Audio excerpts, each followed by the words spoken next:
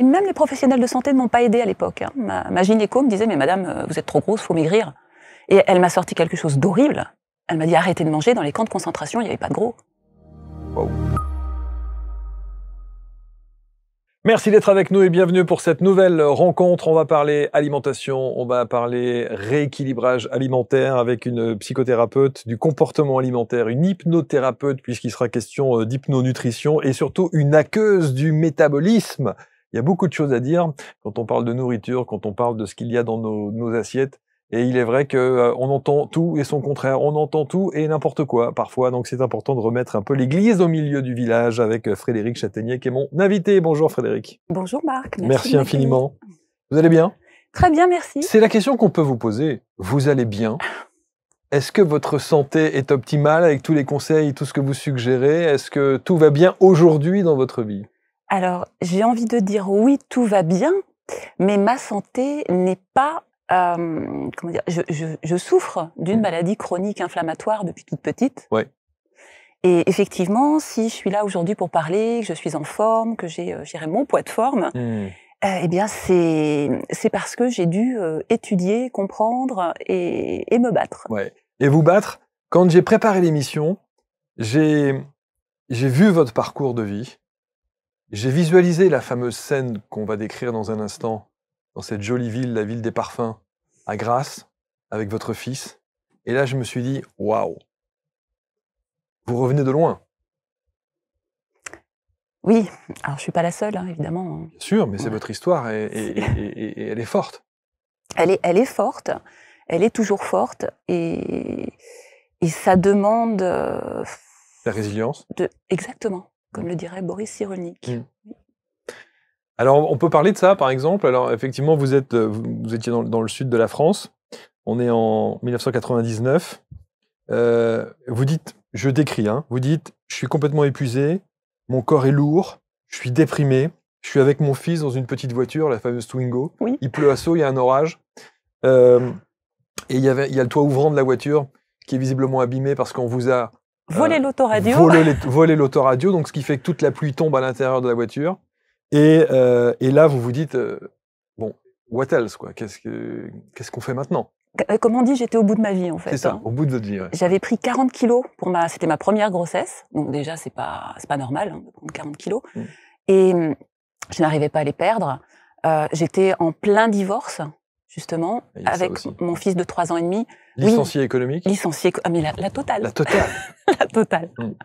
Là, on dit souvent qu'on nous met les épreuves qu'on est capable de surmonter. Bah, aujourd'hui, oui, vous avez été capable, parce que vous avez bien rebondi et vous avez effectivement réussi à vous en sortir. Et vous vous posez une question que je trouve très intéressante et vous dites, si tout était possible, qu'est-ce que tu ferais? Oui, et cette question, elle vient parce que je suis au moment où vraiment, j'ai l'intention de tout perdre. C'est-à-dire que j'ai vraiment des idées suicidaires, hein, il faut le dire. Et donc je me dis, mais en fait, si t'en es là, que t'es prête à tout perdre, ça veut dire qu'au final, tout est possible. Et il y a vraiment une sorte de déclic. Et ce qui est étrange, c'est qu'il y avait de l'orage, effectivement, je suis sur cette pénétrante qui va à Grasse. Je roule de plus en plus vite parce que mon idée, c'est de me prendre le mur. Et je peux pas parce qu'il y a mon fils. Donc évidemment, moi, c'est une chose, mais mon fils, c'est pas possible, c'est la prunelle de mes yeux, donc non. Et en même temps, je vois les éclairs, et c'est vraiment ça, c'est comme si il y avait un sursaut de vie en moi, en fait, qui disait, mais attends, mais puisque tu es prête à tout perdre, qu'est-ce que tu veux vraiment? Qu'est-ce que tu peux tout faire? Tout devient possible. Qu'est-ce que tu veux dans la vie? C'est quoi ton rêve? Et la première réponse que vous avez, je vais devenir thérapeute. Oui, psychothérapeute. Psychothérapeute. C'était ça. Parce que j'étais tellement mal psychologiquement que je me suis dit, bon, il faut que je comprenne ce qui se passe dans ma tête. J'ai un fils, donc il ne faut pas rigoler non plus, il faut que j'arrive à l'élever correctement. Et tout ça, c'est d'abord cette compréhension, ce besoin, cette curiosité, ce besoin de comprendre comment ça se passe dans le cerveau des êtres humains. C'est ce que vous allez faire? C'est ce que je vais faire. C'est ce que vous allez mettre en application. Donc allons-y, hein, les déménagements, la prise de conscience, bien sûr. Et les petits jobs alimentaires pour évidemment s'en sortir et suivre ce cursus. que vous avez envie de mettre en place. C'est ça, c'est-à-dire que pour me payer... Alors là, dans les conditions dans lesquelles je suis au chômage économique, donc je gagne 800 € par mois. J'ai un loyer de 750, donc Et c'est pas grand-chose. c'est pas possible. Mmh. Pas d'allocation parce que mes parents sont les propriétaires de l'appartement, donc ça ne marche pas, mais ce sont des ouvriers, donc ils peuvent pas m'aider. Mmh. Et donc il faut déménager, effectivement, pour payer moins cher le loyer, et puis pouvoir nourrir mon fils. Donc je fais le ménage chez des particuliers. Je suis caissière à Carrefour à mi-temps, mais je me mets dans l'état d'esprit étudiante, puisque du coup je m'inscris au CERFPA, en cours du soir. Et en fait, c'est ça qui m'a aidée, de pas me voir avec ces petits boulots, mais vraiment comme étudiante. Je repars à zéro. J'ai 28 ans à l'époque. Bon, en tout cas, vous décrochez ce diplôme de psychothérapeute. Et vous dites, parce qu'on pourrait se dire, quel est le lien entre ce titre que l'on a mis pour illustrer évidemment l'émission qu'on enregistre, on a craqué le code de la minceur. Vous avez ces problèmes de poids avec cette maladie immunitaire, avec ensuite la grossesse, on l'a bien compris. Donc là, il y a aussi une prise de conscience et un lien que vous faites après vos études de psychothérapeute. Le premier lien, c'est d'abord, j'ai besoin d'être bien psychologiquement pour pouvoir m'attaquer à ces kilos. Parce que faire un régime, c'est même pas la peine. Je peux pas, je suis accro au sucre. Je suis pas boulimique parce que je ne peux pas vomir, mais je suis plutôt hyperphagique, c'est-à-dire que je vais manger tout et n'importe quoi. À l'époque, je suis la pire de mes patientes. Donc malbouffe, l'hygiène de vie zéro, pas de sport parce que je fais de l'asthme d'effort. Et on est dans cette société qui nous impose évidemment des tas d'informations, du marketing à outrance sur les régimes ceci, les régimes cela, en plus sur la Côte d'Azur, à Grasse évidemment, il y a un peu le culte du body summer, comme on dit, etc., etc. Donc tout ça ne vous aide pas, j'imagine. Non, ça n'aide pas, et même les professionnels de santé ne m'ont pas aidé à l'époque. Hein. Ma gynéco me disait, mais madame, vous êtes trop grosse, faut maigrir. Et elle m'a sorti quelque chose d'horrible. Elle m'a dit, arrêtez de manger, dans les camps de concentration, il n'y avait pas de gros. Waouh. C'est intelligent, ça. Très. Qu'est-ce que vous allez faire alors? À ce moment-là, je vais d'abord beaucoup travailler sur moi, je vais pleurer pendant 2 ans. Ok. Ça a duré 5 ans pour être psychothérapeute quand même, donc ça a été un long chemin. Mais en parallèle, je vais m'intéresser à la nutrition parce que je comprends que tout n'est pas psychologique, tout n'est pas physiologique. Donc il faut arriver à faire les ponts entre tout ça. Et c'est là, aujourd'hui, j'ai envie de dire, 25 ans après, où les ponts sont faits et... Quand vous regardez un petit peu votre parcours et tout ce que vous avez fait, vous vous en sortez vachement bien quand même. C'est vrai. Vous pouvez être fier de ça quand même. J'en suis fière. Vous pouvez. J'en suis fière si ça aide les autres. Ouais. Et c'est le cas.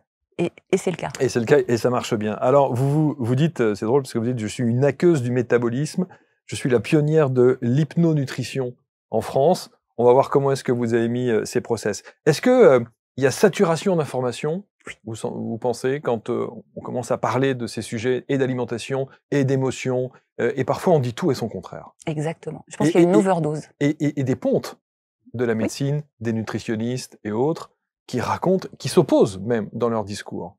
Très difficile, au niveau du grand public que nous sommes, de comprendre et de s'en sortir et de faire la part des choses. Sans notion de ce qu'est la méthode scientifique, je crois qu'on ne peut pas s'en sortir. Parce que c'est pas une question de débat, en fait. Il faut regarder, je dirais, les sources scientifiques qu'on a à l'heure actuelle. Il y a quand même pas mal de méta-analyses. Il y a même un consensus scientifique sur ce dont on va parler après, la charge glycémique. Et je ne comprends pas que ce ne soit pas encore su, connu et utilisé de nos jours par tous les professionnels de santé. En préparant l'émission, je l'ai découvert, ça. Oui. Il y a des applications maintenant qui le permettent. On va expliquer ce qu'est évidemment cet indice de charge glycémique. Mais il y a des chiffres sur le surpoids. J'ai vu ça ce matin. L'INSERM publie en 2024. 48% des adultes sont en surpoids ou en obésité. 48%, une personne sur 2. Incroyable. Et près de 19% de la population en situation d'obésité. Ça fait 10 millions de personnes. C'est les chiffres qui se multiplient par 4 depuis 1997. Et ça n'alerte personne. Enfin, on a cette information, mais qu'est-ce qu'on en fait? Ce qui est étrange, effectivement, c'est qu'on se dit, on a de plus en plus de régimes et de méthodes qui sortent, mais de plus en plus de problèmes d'obésité. Oui. Donc il y a bien un problème à la base, fondamental, qu'il faut regarder. Quelle est votre analyse de ça? Mon analyse, c'est qu'on a tendance à ne prendre le problème que sur un seul facteur à la fois, alors qu'il faut regarder tous les facteurs. Évidemment, c'est pas facile. Ça demande de faire des ponts entre plusieurs disciplines. Et c'est ça qui est difficile, c'est que les professionnels de santé, souvent, sont dans une seule discipline. Donc, il faut faire des ponts sur différentes disciplines. Et il faut arrêter de mentir aux gens. Arrêter de leur dire que maigrir, c'est facile, il suffit de manger moins de calories que vos besoins. Mais non. Si c'était aussi facile que ça fonctionnerait. J'ai toujours en mémoire, je ne sais pas si vous avez vu sur les réseaux sociaux, il y avait une image d'une plage, je crois que c'est une des plages de Biarritz, en 1950, et la même plage sous le même angle en 2023 ou 2022, je ne sais plus. La différence est fulgurante. C'est-à-dire qu'en 1950, tous les gens sont sveltes. Et aujourd'hui, oui, on a bien compris qu'il y a un problème. J'ai envie quand même de dire une petite chose. C'est pas le fait d'être en surpoids qui est problématique, parce que tout le monde peut avoir le poids qu'il veut. C'est au niveau santé, c'est au niveau bien-être, et par rapport aux enfants, parce que c'est l'obésité, le surpoids chez les enfants qui augmente aussi. Et évidemment que c'est pas parce qu'on est mince qu'on sera en bonne santé, mais plus on est en surpoids, plus on est en obésité, et plus les facteurs de risque sont élevés. Alors, il y a des idées reçues sur les régimes, sur l'accompagnement alimentaire et on va voir sur le métabolisme. La première idée reçue, c'est de dire bien manger, ça coûte cher. Vrai ou faux? Faux. On dit bien manger, ça coûte cher parce qu'on pense manger bio. Donc bio, ça coûte plus cher. Mais si on mange bien, déjà, on va manger moins de viande. Donc, et c'est quelque chose qui coûte plus cher que le reste. Donc, les fruits et les légumes, c'est pas ce qui coûte le plus cher. Et on peut très bien avoir une alimentation équilibrée, de bonne qualité, pas forcément bio, parce qu'on peut aussi aller chez les petits producteurs, sans que ça revienne cher. On peut avoir le même panier, voire même moins cher. Ça, c'est fou, hein. C'est d'une idée qui est bien ancrée dans l'esprit des gens. Alors, qui remettent aussi en question le bio, parce que là aussi, il y a beaucoup à dire sur le bio. Il y a une tendance très marketée, si je puis dire. Bon, c'est pas le sujet. L'autre idée reçue, c'est notamment sur le calcul de l'IMC, l'indice de masse corporelle.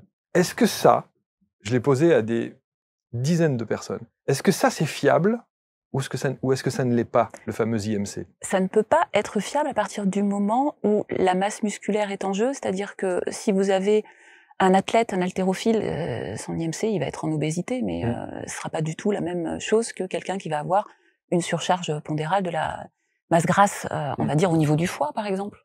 Donc non, parce que vous pouvez avoir quelqu'un qui a un IMC tout à fait correct, mais qui a une stéatose hépatique, c'est-à-dire le foie gras. Donc non. Quand vous voyez des campagnes publicitaires qui vous disent « calculez votre IMC et en fonction de ça, vous pouvez adapter, entre guillemets, le régime qu'il vous faut », non, chacun est différent et il faut regarder la masse musculaire, il faut regarder la masse grasse, il faut regarder le profil particulier de la personne, toute son hygiène de vie. Donc non, ça ne fonctionne pas. Alors aujourd'hui, quand vous dites « je suis une hackeuse du métabolisme », hackeuse qui veut dire vous avez cassé un peu les codes, vous êtes allé chercher évidemment ce qu'on ne sait peut-être pas. Qu'est-ce que ça veut dire, je suis une hackeuse du métabolisme? Une pirate, du métabolisme. C'est parce que je suis feignante et donc j'ai envie d'aller à ce qui marche le plus vite possible, tout en ayant optimisé, on va dire tout. Donc comprendre d'abord comment notre métabolisme fonctionne, d'un point de vue physiologique, mais pas que, parce qu'il y a encore plein de choses qu'on ne comprend pas, attention. On a besoin de trouver des raccourcis, parce que notre cerveau, en tant qu'humain, est feignant, quoi qu'il arrive. Il va aller chercher le raccourci, quoi que vous fassiez. Donc pour maigrir, pour être en bonne santé, ça va être la même chose. On va avoir tendance à chercher des raccourcis. Et c'est ça, hacker, c'est qu'est-ce qui fonctionne réellement, est-ce qu'on en a les preuves scientifiques, et comment je peux optimiser en fait mon métabolisme, mon alimentation, mon hygiène de vie, etc., sans que ça me coûte d'un point de vue psychologique. Parce qu'on le sait, si c'est trop compliqué à mettre en place, je vais rentrer dans les TCA, les troubles du comportement alimentaire après. Donc il faut quelque chose qui puisse me convenir à vie. Donc il ne faut pas que ce soit coûteux psychologiquement. Ça veut dire qu'il faut du cas par cas? Alors de toute façon, il faut du cas par cas. On ne peut pas faire une méthode généralisée? Non, on ne peut pas faire une méthode généralisée, mais il y a quand même des bases. C'est-à-dire que justement, la physiologie reste la même, et après, il va y avoir quelques spécificités à prendre en compte.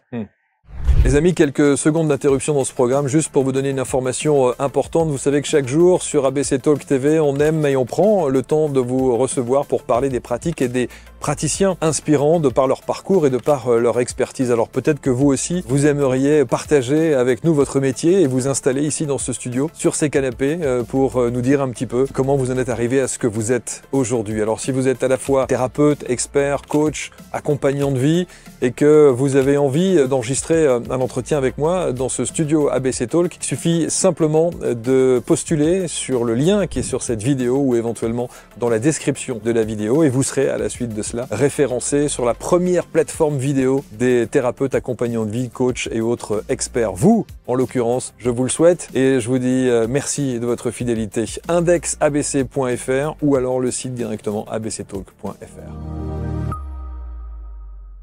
Alors vous êtes aussi adepte de l'hypnonutrition. Hypnose. Oui. Auto-hypnose. Aussi. Et comment arrive cette dimension de l'hypnose dans votre expertise? Alors c'est marrant, c'est quelque chose qui m'a toujours passionnée et ma meilleure amie m'a fait remarquer qu'à 12 ans dans la cour de l'école, je l'hypnotisais déjà. Donc c'était vraiment la curiosité. Et je suis allée étudier d'abord l'hypnose ericksonienne, donc qui est quelque chose de très connu, de thérapeutique, de Milton Erickson. Et puis, j'ai eu cette envie d'apprendre un petit peu plus les différents courants d'hypnose, donc l'hypnose classique, l'hypnose de spectacle. Et c'est là où je suis allée à Las Vegas apprendre l'hypnose de spectacle. Wow. Et j'ai eu la chance de rencontrer Sheila Granger, qui est la pionnière de The Virtual Gastric Band, donc l'anneau gastrique virtuel. Exact. Que j'ai appris avec elle. Et qui marche? Alors, oui, si vous mettez tout le reste en place, si vous ne comptez que là-dessus, c'est pas une méthode miracle. L'hypnose en soi, on va le voir, ça fait partie d'un des piliers fondamentaux. Oui. Il y en a 7. Alors, il y a 4 piliers. 4 piliers. 4 piliers. Oui, il y a 4 piliers, mais il y a 7 étapes de la fameuse de votre méthode. Alors, dans l'un des livres, effectivement. Oui, mais là, on est arrivé vraiment à 4 piliers fondamentaux. Et l'hypnose va être dans ce qu'on appelle la charge mentale. C'est ça. Donc, voilà, exactement. On a d'un côté la charge glycémique, où là, c'est versus calories. On a la charge inflammatoire, qui est extrêmement importante. La charge toxique, c'est là où le bio va entrer en jeu. Et la charge mentale, on va avoir l'hypnose, entre autres, le sport, etc. Si on peut mettre le visuel, parce que sinon, ça ne sert pas à grand-chose de l'avoir mis sur l'écran. Voilà, merci. Voilà, donc effectivement, il y a ces 4 piliers essentiels. Ça veut dire que, quelle que soit la problématique qu'on a en termes de surpoids ou d'obésité, on doit faire un travail au travers de ces 4 angles-là. Les 4 sont indispensables. Si on ne prend, par exemple, un régime hypocalorique, il est du côté, pour moi, on va dire charge glycémique. Il ne prend pas en compte la charge glycémique, il prend en compte l'index glycémique. Il va falloir qu'on en parle. C'est pas suffisant. Absolument. Et si on prend pas, il va travailler donc sur l'insuline, qui est l'hormone qui va stocker le sucre qu'on va manger en gras. Je fais des raccourcis, évidemment. Mais si on ne prend pas en compte la charge inflammatoire, l'insuline peut être bloquée par la propension inflammatoire des aliments qu'on va manger. Donc peu importe les calories ou la charge glycémique qu'on va choisir, si notre alimentation est inflammatoire, on n'aura pas le résultat escompté. Évidemment. Mais si on fait attention à la charge inflammatoire et glycémique, mais qu'on ne mange pas bio et qu'on a des aliments bourrés de perturbateurs endocriniens et de pesticides, ça ne marchera pas non plus.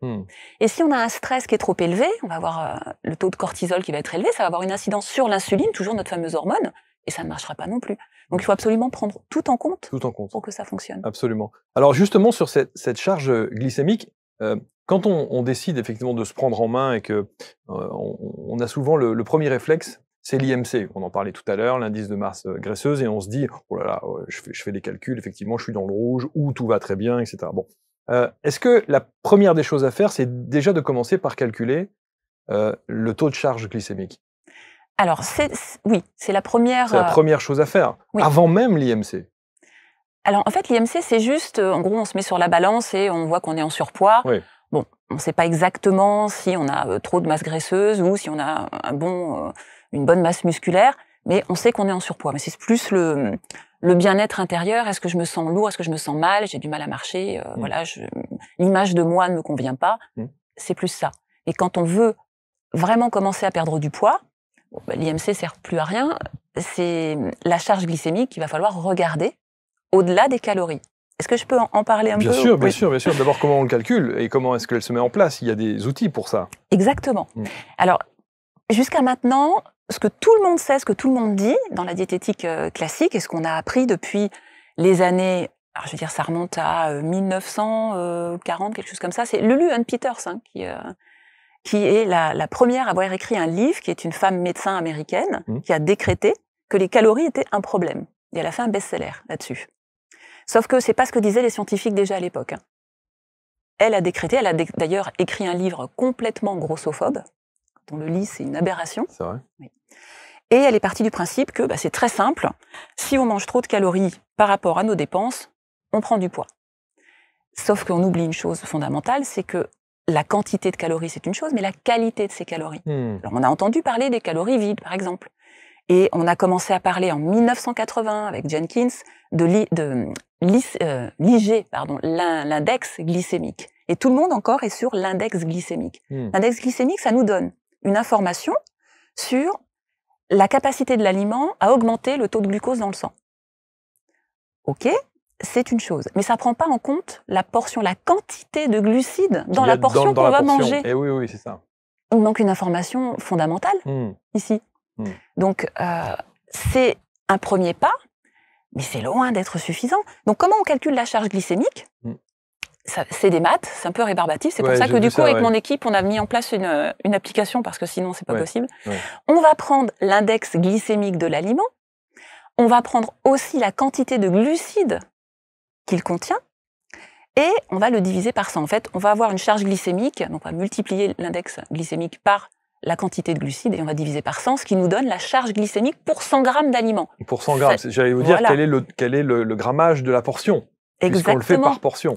Quelle portion je vais manger. Bien sûr. Donc là, on est soit obligé de calculer quelle portion je mange, ou alors on peut utiliser maintenant notre application où il va y avoir directement la portion. C'est plus simple. Hein. Exactement. C'est plus simple parce que je vais vous dire, c'est avec ce genre d'analyse-là qu'il y a un côté tout de suite réfractaire de celui qui est déjà en souffrance.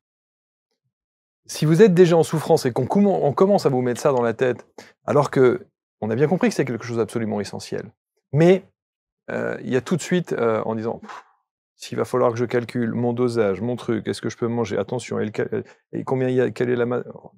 On avait déjà ça avec les calories. Calculer les calories, c'est rédhibitoire. Honnêtement, même moi, je le fais pas. Et c'est pas l'essentiel, donc heureusement. En revanche, calculer la charge glycémique au démarrage, c'est important. Après, on va vite comprendre que la charge glycémique, elle ne concerne que les aliments qui contiennent du sucre. Donc, les protéines, les matières grasses, ne sont pas concernées. Elles sont concernées par la charge inflammatoire, c'est autre chose. Donc, si on veut connaître la charge glycémique de notre repas, et on va voir de notre journée, parce qu'en fait, ce qu'on sait, c'est que c'est un petit peu comme pour la glycémie. En fait, on est entre 80 et 120. Donc, dans une journée, si on est entre 80 et 120 de charge glycémique, on va maintenir notre poids. Si on est en dessous de 80, il y a des chances pour qu'on puisse perdre de la masse grasse. Si on est au-dessus de 120, on va prendre de la masse grasse. Donc, on a besoin, évidemment, de comprendre où on en est chaque jour, au début, parce qu'après, on comprend très vite comment ça fonctionne. Et pour ça, le calculateur charge glycémique, il est gratuit, je tiens à le préciser. Ça se télécharge sur son téléphone, ça s'appelle Good Sésame. C'est ça. C'est une application qui va avoir aussi 9000 recettes, au minimum, parce que ça augmente tous les jours. Et dans le profil, on peut avoir accès au calculateur de charge glycémique et du coup, avoir accès à toutes les recettes, autant celles de mon livre aussi, où j'ai calculé, alors là je me suis amusée, j'ai calculé 450 charges glycémiques de recettes. C'est sur Self-Hacking. Sur celui-là. C'est ça, le self-hacking, on va en parler tout à l'heure aussi. Et donc, le but, il est vraiment d'arriver à être en dessous de ces 80, à moins d'être très sportif, parce que plus on fait du sport, évidemment, plus nos dépenses en sucre, parce que dans nos cellules, c'est la molécule de glucose, donc de sucre, qui va être dépensée pour fabriquer de l'énergie. Donc, évidemment, plus je dépense de l'énergie, plus je bouge, plus ma charge glycémique quotidienne peut augmenter. Bien sûr, bien sûr. On revanche, adapte en fonction du rythme de vie et des activités qu'on peut avoir. Évidemment, c'est important. Ce qui est bien aussi dans ces recettes, il y a du sucre. Oui, bien sûr. On peut manger de tout. Le but, il n'est pas d'être au régime. Il est d'avoir une alimentation équilibrée qui puisse ne pas être frustrante, donc qui puisse être gourmande. Moi, je mange, alors pas du sucre blanc, évidemment, je vais l'éviter parce que je sais que la charge glycémique va être plus élevée, mais je vais aller vers le miel, vers les dattes, vers le sucre de coco, l'érythritol avec un petit bémol, parce qu'il faut faire attention à la quantité. Il y a des crêpes, il y a des gaufres. On peut manger de tout. On peut manger de tout. Est-ce que vous avez banni définitivement de votre vocabulaire le mot régime? Alors, on peut pas le bannir totalement parce que régime, ça veut juste dire un ensemble de règles. Et là aussi, je donne un ensemble de règles. Donc, concrètement, ça reste un régime. Ouais. Mais ce n'est pas un régime hypocalorique ou un régime restrictif, un régime qui va amener de la frustration, qui peut amener vers des troubles du comportement alimentaire ou le yo-yo. Et en fait, ce qu'on a remarqué aussi, c'est que les personnes qui font le yo-yo ont plus de risques pour leur santé que les personnes qui restent en léger surpoids. Donc parfois, il vaut mieux rester à un poids qui est un petit peu plus élevé que ce qu'on voudrait, alors je ne parle pas de l'obésité évidemment, mais que de faire le yo-yo. Ah, ça c'est une information intéressante, parce qu'on s'imagine, beaucoup pensent que effectivement ça fluctue un peu. Avant l'été on fait attention parce qu'on va se mettre sur la plage, et puis en hiver on reprend un petit peu parce qu'une bonne raclette c'est toujours bienvenu, etc., etc. Et ça c'est pas bon. Alors si on parle de 2-3 kilos, oui, c'est pas grave. C'est pas voilà, grave. Non, Okay. moi je parle d'une dizaine de kilos. Ouais, voilà, si on fluctue de 10 kilos en 10 kilos, là c'est très mauvais pour le métabolisme en lui-même. Ça va fatiguer les différents organes et ça élève les facteurs de risque cardiovasculaires. Alors ça, on peut le comprendre, mais dire qu'effectivement c'est plus dangereux que le fait d'être un peu au-dessus de la norme de ce qui est préconisé et de ce que votre corps dit. Mais avoir 10 kilos, 15 kilos de trop, c'est pas forcément grave du tout. Ça dépend où est placée cette masse grasse. Si elle est dans les hanches, les fesses et les cuisses, aucun souci pour la santé. C'est à partir du moment où elle va être sur les organes vitaux comme le foie, le système digestif, et surtout le foie principalement, qui va poser problème. Dans les idées aussi qui reviennent régulièrement, c'est le temps. C'est-à-dire que on a toujours cette sensation de se dire ça va être long. On entend aussi très souvent des spécialistes, des professionnels nous dire voilà, si vous perdez 1,5 kg, 2 kilos par mois, c'est déjà très bien. Mais on a quand même le sentiment, on se dit souvent, et le raccourci qu'on en fait, c'est de dire ça va être long, quoi. Si j'ai 20 kilos à perdre, il va me falloir une année. Et en réalité, c'est pas vraiment nous qui choisissons combien de kilos on va perdre, hein, c'est notre propre métabolisme.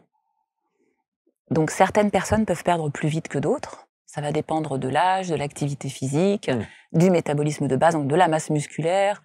Ça va dépendre de plein de facteurs. On ne choisit pas combien on veut perdre de poids. En tout cas, pas quand on a une méthode équilibrée. L'activité physique, vous en avez fait?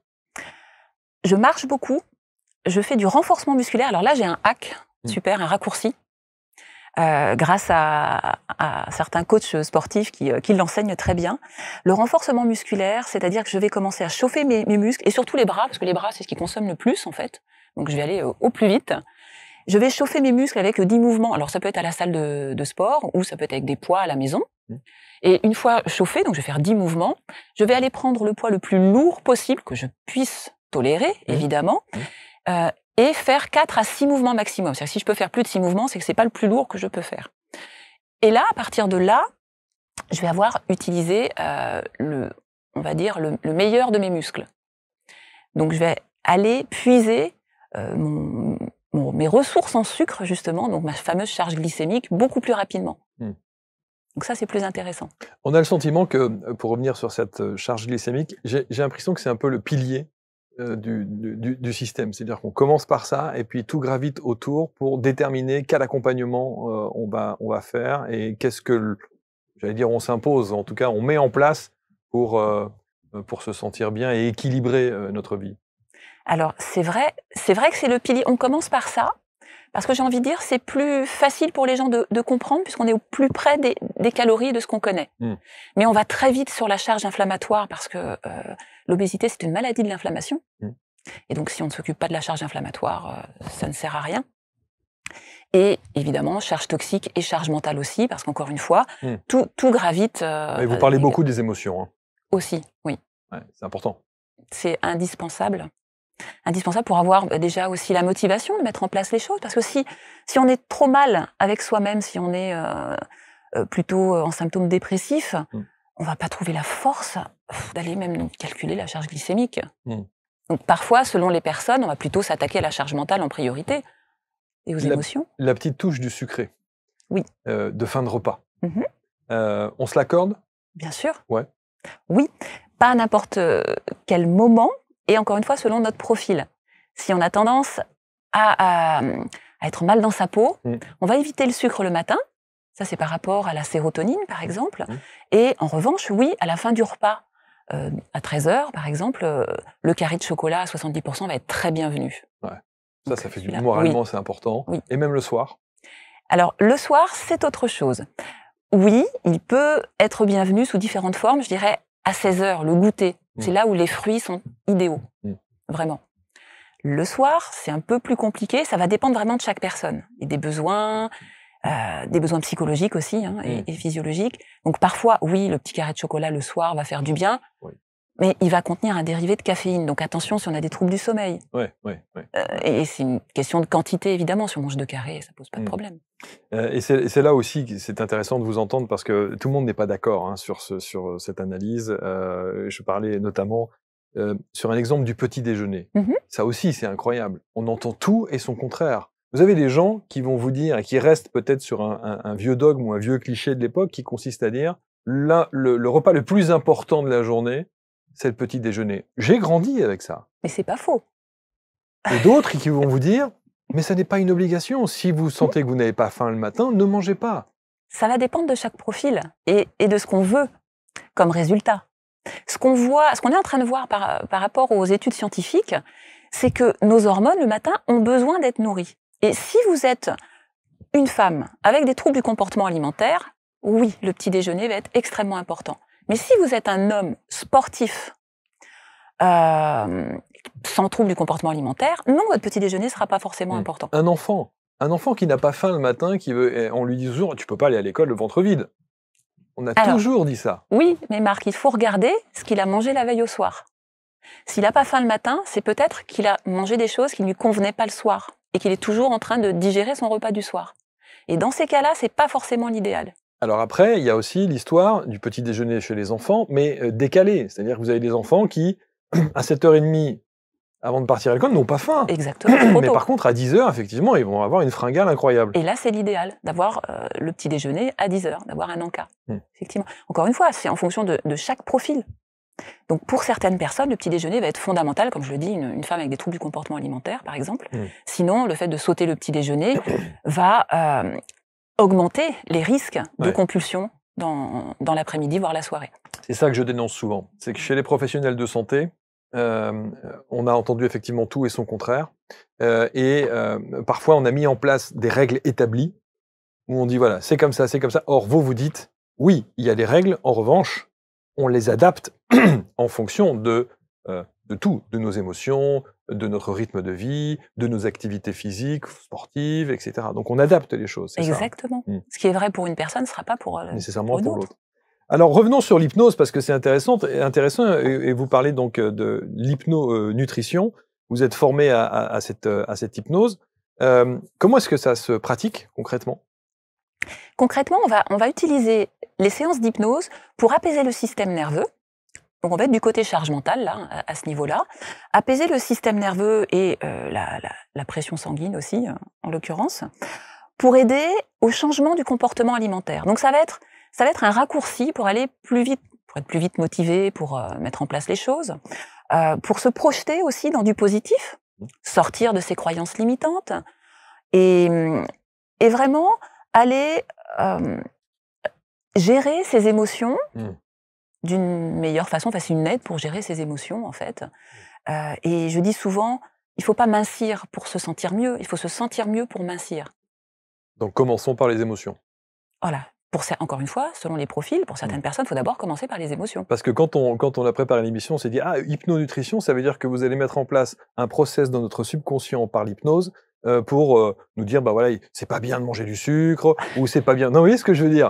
Faire en sorte que, voilà, on reprogramme, on change de paradigme grâce à l'hypnose, en se disant, bah ça, ces aliments-là, lorsque vous allez sortir de la séance, vous ne les mangerez plus, parce que sous hypnose, on a fait en sorte que, vous voyez ce que je veux dire ? Alors oui, c'est compréhensible. En fait, on va plutôt aller du côté positif, c'est-à-dire que c'est bien, Ouais, ok. d'accord, d'avoir une hygiène de vie équilibrée. Et on va expliquer à l'oral, si on explique à quelqu'un que l'alcool, par exemple, c'est un véritable poison pour le foie, on est à même de le comprendre. Après, si la personne a un problème avec l'alcool, l'hypnose va aider. Où on va vraiment mettre des déclics, on va travailler avec des métaphores, autant pour faire comprendre à l'inconscient aussi que, effectivement, l'hypnose, l'alcool, c'était peut-être une solution pour gérer des émotions. La personne n'a pas trouvé un autre moyen pour gérer des émotions qui sont insupportables pour elle, et c'est l'alcool. Et là, on va montrer à l'inconscient comment, en fait, il est capable de gérer ses émotions autrement qu'avec l'alcool ou la nourriture. Est-ce que c'est valable en une séance? Ça fonctionne sur beaucoup de personnes en une séance, oui. C'est là où on fait des raccourcis, en fait. L'hypnose a cet avantage d'aller très vite à l'essentiel. Il va parler à la partie de nous, l'inconscient, encore une fois, qui est à la base de nos comportements intuitifs, on va dire, comme on dit, c'est plus fort que moi, par exemple. C'est cet inconscient qui va travailler, donc qui a besoin d'entendre certaines choses. Est-ce que vous avez... j'aime bien demander à ceux et celles qui s'installent sur ces canapés, qui nous racontent une histoire d'un avant-après. Vous avez une histoire qui vous a profondément touché, de quelqu'un que vous avez accompagné, qui arrive avec une problématique sans doute émotionnelle, qui se répercute ensuite sur une prise de poids ou une gestion du poids compliquée dans sa vie, et qui, après avoir suivi soit vos lectures, soit la pratique de l'hypnonutrition, a changé de vie? Oui, il y en a beaucoup. J'imagine. Mais une qui vous aurait marqué, alors, une histoire? Qui m'a marquée parce que je pense que ça lui a vraiment sauvé la vie. C'est un homme d'ailleurs qui avait une obésité réelle et un problème avec l'alcool justement. Donc l'alimentation et l'alcool. Et il est venu à un stage. À l'époque, je faisais des stages il y a 10 ans de ça sur Paris. Il est venu à un stage de 2 jours pour apprendre et on avait 3 séances d'hypnose. On a travaillé justement sur les différents aliments qui pouvaient poser problème et trouver des solutions plus en adéquation avec l'hygiène de vie. Et effectivement, il a perdu en 6 mois, il a perdu 45 kilos. Waouh! Et il m'a écrit un message qui a été parlant. Il a même fait, d'ailleurs, il est dans les témoignages parce qu'il a même fait un témoignage vidéo. Il faisait de l'apnée du sommeil, il n'en faisait plus. Ouais, voilà. ça c'est le surpoids typique. Donc 45 kilos en moins, plus d'apnée du sommeil. Et surtout, il me dit ce qui est incroyable, c'est que quand il était amateur de bon whisky, mais tous les soirs. Et après les séances d'hypnose, quand il approchait le whisky de son nez, il avait une répulsion automatique. Ça, c'est donc grâce à l'hypnose. Ça, c'est grâce à l'hypnose, tout à fait. Son inconscient a compris que ce n'était pas une aide pour lui, c'était devenu un ennemi, et donc il y avait d'autres choses à mettre en place. Et typiquement, sur l'alimentation, on peut avoir le même rejet face à, je sais pas moi, un paquet de bonbons ou des gâteaux ultra caloriques. On peut avoir le même sentiment? Ça arrive, on peut très bien le travailler pour quelqu'un qui a justement de gros problèmes compulsifs avec ce type d'aliments. Alors on le fera jamais sur des aliments qui ne posent pas de soucis. C'est-à-dire du fromage. Des brocolis. On a demandé, non, les brocolis, non. Ou le fromage. Non, le fromage, on est en France. Ouais, c'est bon, un bon fromage, bien sûr. En revanche, oui, des aliments comme effectivement un paquet de bonbons, là, oui, pas de souci. On peut travailler pour que la personne soit dégoûtée des bonbons quand elle les voit. Et en une séance, c'est possible alors? Et en une séance, c'est possible. Ça, c'est extraordinaire. Ouais. On va aller travailler le subconscient. Ce sont vraiment des déclics instantanés. Alors, on va revenir évidemment sur chacun de vos ouvrages, parce que qu'est-ce que vous produisez beaucoup? Je ne suis pas en couple. Donc j'ai le temps. J'ai le temps, et quand j'ai un peu de temps, eh bien je vais aller vous écrire un petit peu toute l'évolution parce que on pourrait s'imaginer que tout a été écrit sur l'alimentation, sur les recettes véganes, les recettes végétariennes, etc. Mais il y a votre marque, aujourd'hui vous êtes une marque. Oui, tout à fait. La méthode Châtaignier est une marque, et l'hypnonutrition aussi d'ailleurs. Absolument. Et vous savez que quand vous tapez dans le chat GPT, donnez-moi des informations sur la méthode Châtaignier, il vous sort l'intégralité des idées reçues parfois, ou des choses sur les recettes, sur les références de vos ouvrages. Donc ça, c'est très intéressant. Qu'est-ce que vous répondez aussi aux personnes qui dénoncent un petit peu, parce que là, vous avez écrit par exemple végane et végétarienne, avec les recettes que vous préconisez. certains disent ah ça y est, les ayatollahs voilà du véganisme, les ayatollahs des végétaliens même parfois, au secours. Qu'est-ce que vous répondez à ça? Ce serait bien d'être un peu tolérant. Ouais. On a besoin de tolérance, s'il vous plaît. Ouais. Chacun fait ce qu'il veut, chacun mange ce qu'il veut. C'est vrai, c'est vrai. Donc on a beaucoup dans notre patientèle, beaucoup de personnes qui sont véganes. Mmh. Je ne le suis pas moi-même. En revanche, je ne mange plus de viande. Ok. Voilà. C'est-à-dire que vous avez diminué les quantités de viande. Drastiquement, jusqu'à n'en manger quasiment plus. Et vous sentez vraiment une différence sur votre... Sur l'inflammation. Sur l'inflammation, ouais. Sur l'inflammation, c'est fulgurant. Et c'est difficile pour moi parce que je suis berrichonne à la base. Ouh. Donc, viande, fromage, etc., saucisson, bien sûr. c'est de chez nous. Ouais. Bon, c'est difficile parce que, au niveau gustatif, c'est quelque chose que j'aimais et que j'ai appris à aimer de moins en moins. Parce qu'on va dire, oui, mais alors tu manges plus que tu aimes. Si, j'ai appris à aimer de moins en moins parce que je vois l'effet que ça a sur ma santé, justement.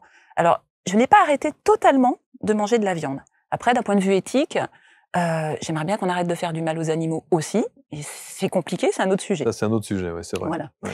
En revanche, si on peut effectivement aller trouver de la viande chez des éleveurs, je dirais, éthiques. Oui, dignes de ce nom.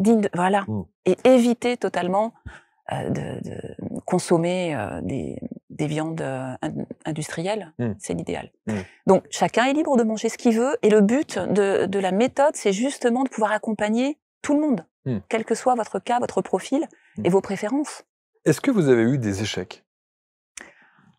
Oui, des échecs. Et vous savez pourquoi? Oui, généralement, ce sont des personnes qui sont pas prêtes, en fait, à faire l'effort, j'ai envie de dire, de regarder parce que tout ce qu'il y a à mettre en place. Parce qu'encore une fois, c'est pas facile, il y a beaucoup de choses à mettre en place, c'est un chemin qui est accompagné. Mais si vous venez avec, dans l'esprit de vous dire, l'hypnose va changer mon comportement, je vais manger moins et je vais maigrir, parce que de toute façon, pour maigrir, il suffit de manger moins calorique, ça ne marche pas. Donc les échecs que j'ai pu avoir sont des personnes qui sont restées sur l'hypocalorie, tout en voulant faire la méthode Châtaignier, et là, c'est très compliqué. On ne peut pas tout mélanger, il y a des choses à comprendre, parce que notre organisme a besoin de ces fameuses calories, justement. Tous les jours, on a ces besoins caloriques pour que notre corps fonctionne correctement. Pas moins, pas plus. Évidemment, si on en mange plus, on augmente le risque d'avoir des aliments à charge glycémique élevée et inflammatoire élevée. C'est normal. Mais et si on en mange moins, on augmente le risque d'avoir des carences. Est-ce que c'est faux que de dire que le problème de poids, de surpoids, voire d'obésité, c'est avant tout un problème psychologique, donc émotionnel? On ne peut pas dire ça parce que tout est interrelié. Si je n'ai aucun problème émotionnel, mais que je mange de la viande tous les jours, qui va être inflammatoire pour moi. Oui, mais si vous mangez de la viande tous les jours, c'est que vous avez un problème émotionnel. Ah bon? Non? Je connais plein d'hommes c'est vrai, qui mangent de la viande tous les jours. Viande tous les jours. C'est pas pour combler quelque chose? À commencer par mon père. Ok, d'accord. Qui a fait 3 cancers, okay. Mais qui est toujours en vie du coup, parce qu'on a pu rectifier le tir à chaque fois. Mais non, c'est pour combler son besoin gustatif et sa culture. Mais est-ce que être dans l'excès, parce que là pour le coup on est dans l'excès, est-ce que être dans l'excès ne veut pas dire à la base qu'il y a un problème? On a besoin de compenser en étant dans l'excès. Compenser quoi? Sans doute quelque chose émotionnellement impacté. Ça peut effectivement être une problématique sous-jacente. Après, c'est difficile de dire que personne n'a de problème émotionnel, ça c'est sûr. de toute façon. Ça c'est sûr. Donc oui. La tablette de chocolat avec les noisettes, quand on la descend d'un seul coup, c'est qu'il y a peut-être un petit problème émotionnel. Tous les excès, effectivement. Bien sûr. Donc oui, si on est dans l'excès, oui. Mais après, on peut très bien avoir quelqu'un qui mange de la viande régulièrement sans que ce soit excessif. C'est devenu excessif parce qu'on sait maintenant que c'est un excès et qu'on devrait manger de la viande 1 fois par semaine, maximum. Vous avez vu l'illustration qu'on a mis avec cette photo de vous, certes, mais la photo au fond, en toile de fond, avec cette... c'est souvent la réaction qu'on en a. On se dit, allez, pour faire un rééquilibrage alimentaire, je vais dire ça d'une manière un peu triviale, allez, on va bouffer du verre, Et ça va être ça, ça va être ça pendant des jours et des jours et des jours. C'est pas vrai, en fait. Non, c'est vrai il faut des légumes et des fibres, c'est la base de l'alimentation. Mais non, on peut pas. De toute façon, si vous suivez un régime que vous ne pouvez pas suivre tous les jours sans être frustré, c'est pas bon. Mmh. C'est vraiment la chose à garder en tête. Si ce que vous faites au quotidien, si ce que vous mangez ne vous satisfait pas, et que vous ne pouvez pas garder ça à vie, c'est pas bon. Donc non, manger de la salade tous les jours. Vous voulez que je vous dise ce que j'ai mangé au petit déjeuner? Vas-y. Par exemple, j'ai mangé de l'avocat et du foie de morue.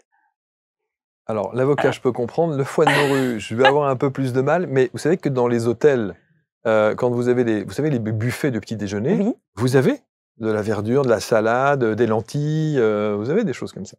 alors j'ai mangé de l'avocat sous forme de guacamole. Ouais. Je suis fan. Mais parce que vous Et- préférez le salé au sucré le matin? Oui, je Ok. préfère, et ça me convient mieux. Ouais. Mais il m'arrive souvent de manger du sucré après mon salé. Je fais plutôt un brunch. Ok. Et le foie de morue, parce que c'est très riche en vitamine D et en oméga 3. Ça, je Et vous le que laisse. je voulais être rassasiée pour l'émission. Mmh. Donc, Comme ça, au moins, c'est bien. Bon, quel est votre petit péché mignon, alors? le cheesecake. Ah. Je suis fan du cheesecake. Et donc, je le fais moi-même. Voilà, la chose à bien comprendre, c'est que tous les desserts, vous pouvez manger tous les desserts que vous voulez à partir du moment où vous les cuisinez vous-même avec les bons ingrédients. Mmh. Et ça a sauvé ma gourmandise. Et qu'est-ce que vous nappez dessus? Généralement, du coulis de fruits rouges. Donc, moi, je suis très framboise. Ok. Et pas trop sucré, évidemment, ça n'est pas... Non, je vais utiliser plutôt du sucre de coco. Je mélange avec un petit peu d'érythritol qui permet d'abaisser la charge glycémique. Mmh. Ou Il- pas, d'ailleurs. Il est là-dedans? Oui. Tout Oui, est oui. là. Hein. Il y a 2 recettes de cheesecake dedans, d'ailleurs. Le self-hacking, qui veut dire Autopiratage. autopiratage. Ça faisait mieux en anglais. Donc là aussi, bon nombre de recettes. On va juste dire un petit mot sur l'ensemble de vos ouvrages, et notamment du petit dernier qui a suscité le titre. Alors, ça ne sera pas la couverture Non. définitive, évidemment, parce que, comme vous le disiez, quand on le voit comme ça, on se dit oh, « c'est un truc scientifique C'est trop compliqué. ». Ouais, il y a quelque chose de compliqué, et on se demande. On a craqué le code de la minceur. Ça veut dire quoi?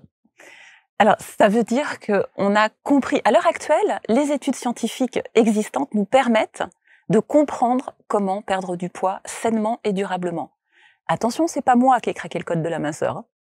D'accord ? Je suis pas à l'origine d'une nouvelle méthode, même si elle s'appelle méthode Châtaignier. Moi, je n'ai fait que adapter, mettre des ponts entre les disciplines existantes et comprendre. Et les études scientifiques qui ont été menées. Exactement. Les méta-analyses qu'on a aujourd'hui nous permettent de comprendre l'impact de la charge glycémique. Comme je l'ai dit, il y a un consensus scientifique là-dessus depuis 2015. Donc même l'OMS en parle maintenant.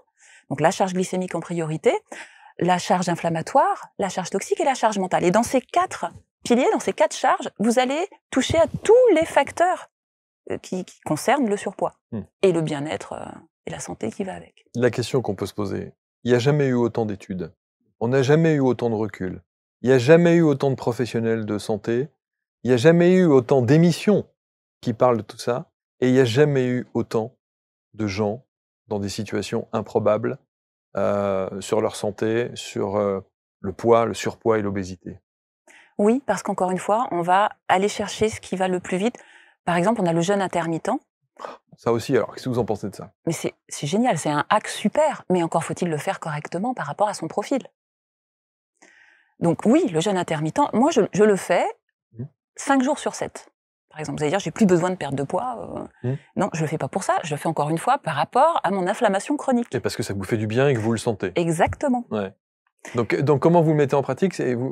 Comment il se met en pratique? Alors, pour moi, par rapport à mon cas, je mange le matin, j'adore petit déjeuner, je mange à 14h, je vis en Espagne, donc je mange à 14h, et je ne remange pas jusqu'au lendemain matin. Donc j'ai 16 heures de jeûne. Sauf le week-end, parce que le week-end, on peut faire la fiesta, on se lâche. Voilà.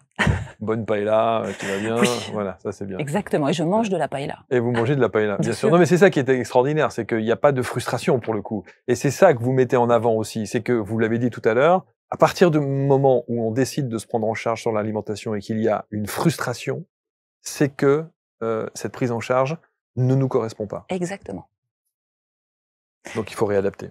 Et c'est là où être accompagné par un hypnonutritionniste, par exemple, va être important, parce que on va nager dans toutes les informations, comme vous l'avez dit, on va nager, on va pas savoir ce qui est bon pour nous, on va peut-être même essayer des choses qui peuvent être dangereuses pour notre santé, qui peuvent créer des carences ou des excès divers et variés. Si vous faites de l'hyperprotéiné, par exemple, justement, et que vous allez baisser votre apport de fibres, vous augmentez les facteurs de risque et cardiovasculaires et de diabète. Enfin, il faut regarder. Il y a beaucoup de bon sens, mais il y a aussi des choses qu'on sait maintenant, encore une fois, scientifiquement. Donc ce jeûne intermittent, vous le mettez en place 5 jours sur 7. Alors ça, pour moi, pour vous. Les patients ne sont pas obligés de faire le jeûne intermittent, évidemment. Bien sûr. Et parfois, le jeûne un peu plus, on va dire, soutenu. Alors, encore une fois, selon les profils, ça peut être bien pour certaines personnes, mais il faut faire très attention. Ça doit être accompagné. Ouais. Parce que d'un point de vue médical, quand vous faites un jeûne prolongé, alors si c'est un jeûne d'une journée, ça posera généralement pas de problème. Sauf si vous avez des troubles du comportement alimentaire, où là, ça peut augmenter par la suite les troubles. Donc, attention à ça. Et si vous n'êtes pas en surpoids, ça peut être problématique aussi, parce que plus vous jeûnez, en fait, quand vous faites un jeûne à long terme, comme jeûne et randonnée, par exemple, ben, plus vous allez, une fois que vous avez puisé dans votre réserve de glucose, donc de sucre, ce sont vos protéines, c'est votre masse musculaire qui va fondre. Et le cœur est un muscle. Donc, il y a eu des décès.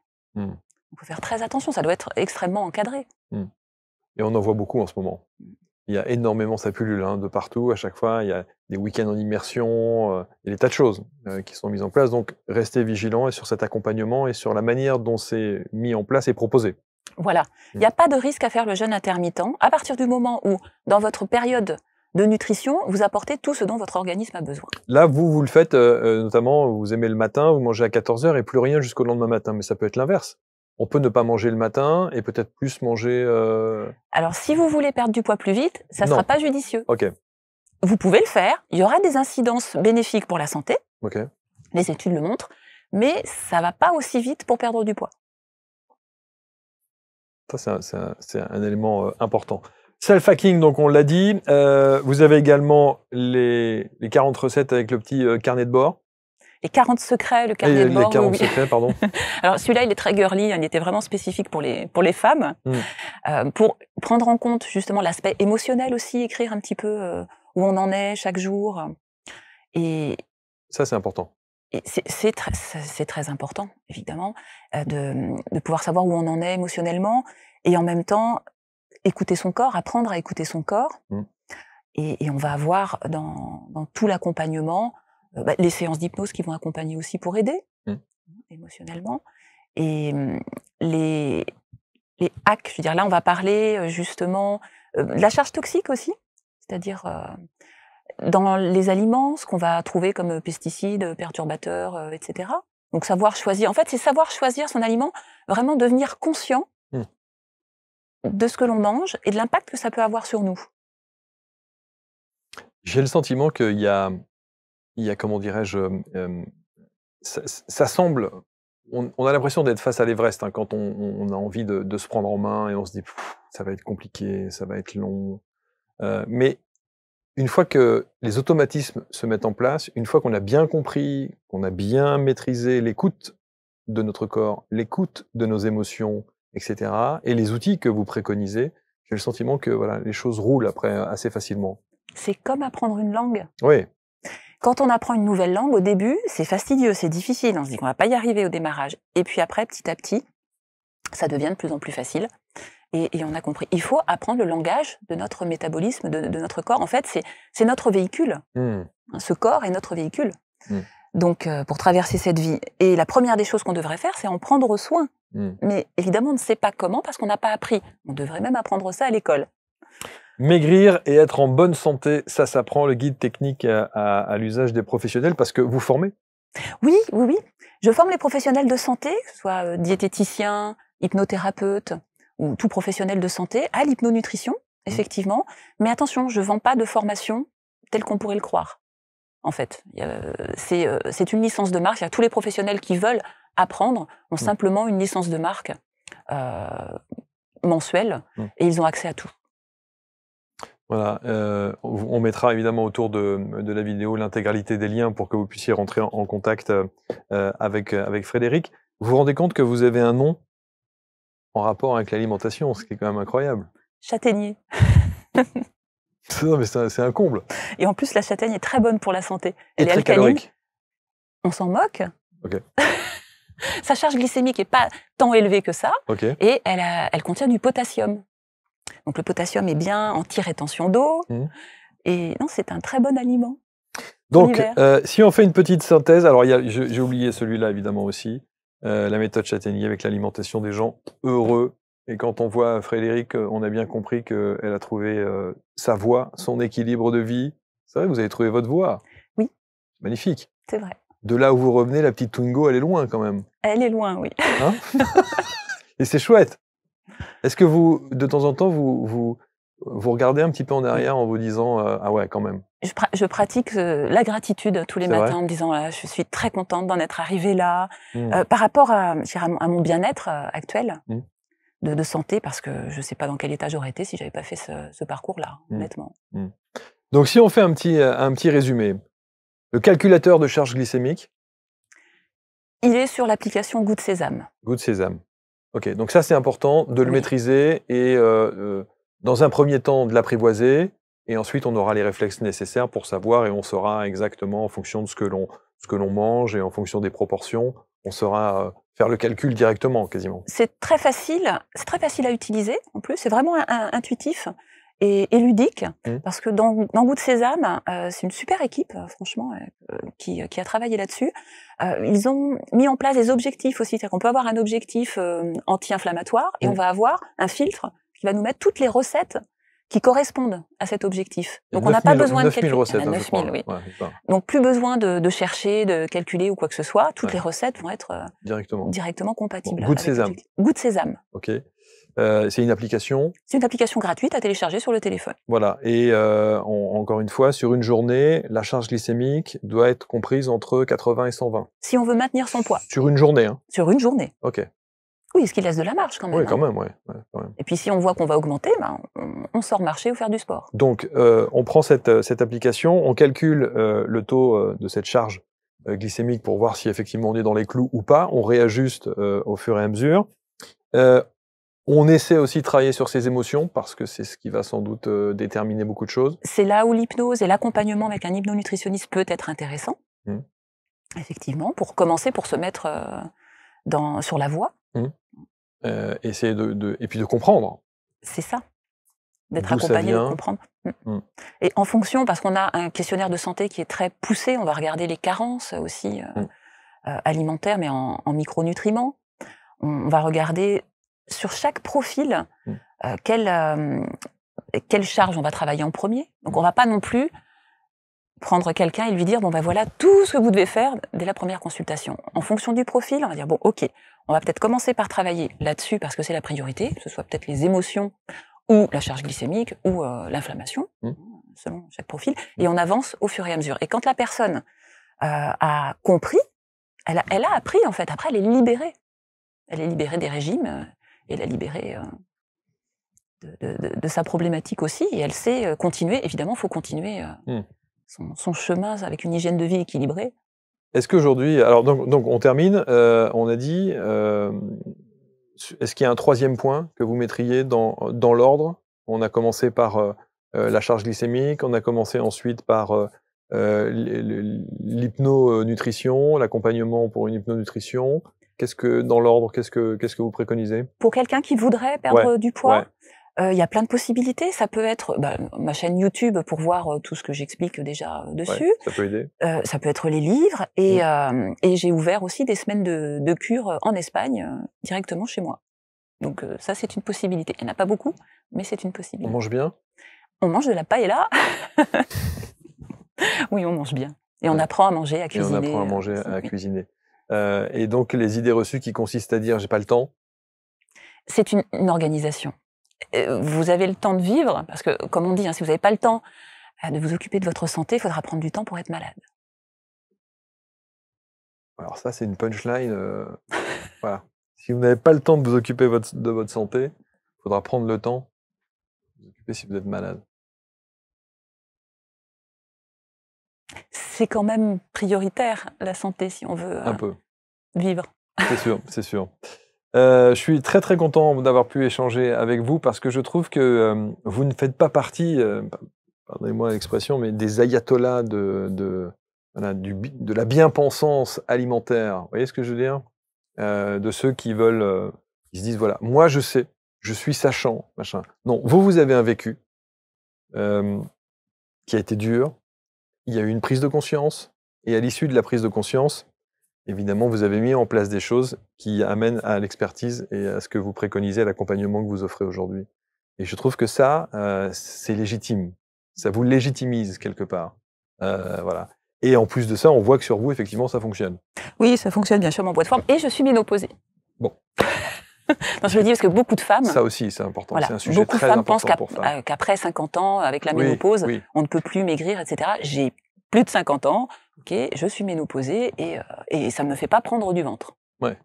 Ça aussi, il y a des idées reçues là-dessus, où on dit qu'une femme qui, effectivement, soit en préménopause, soit en ménopause, grossit obligatoirement. Vrai? Les hormones changent, vrai, mais on n'est pas obligé de grossir. Si on sait hacker son métabolisme, non? Vous dites, je suis hackeuse dans la vie, non? J'aime bien. Je suis hackeuse. Ah bon?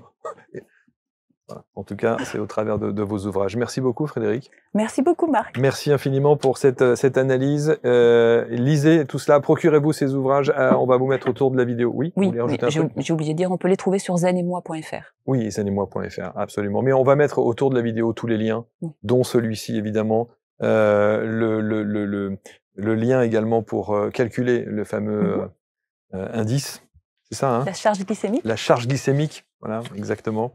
Et puis voir évidemment de quelle manière on peut vous accompagner au mieux pour que vous soyez serein dans votre vie de tous les jours, dans votre alimentation, c'est important. Merci Frédérique. Merci Marc. À très bientôt. Vous commentez, vous partagez bien entendu, avec bienveillance comme toujours. On va lire tous vos commentaires et puis cliquez pour rentrer en contact avec les équipes de Frédérique.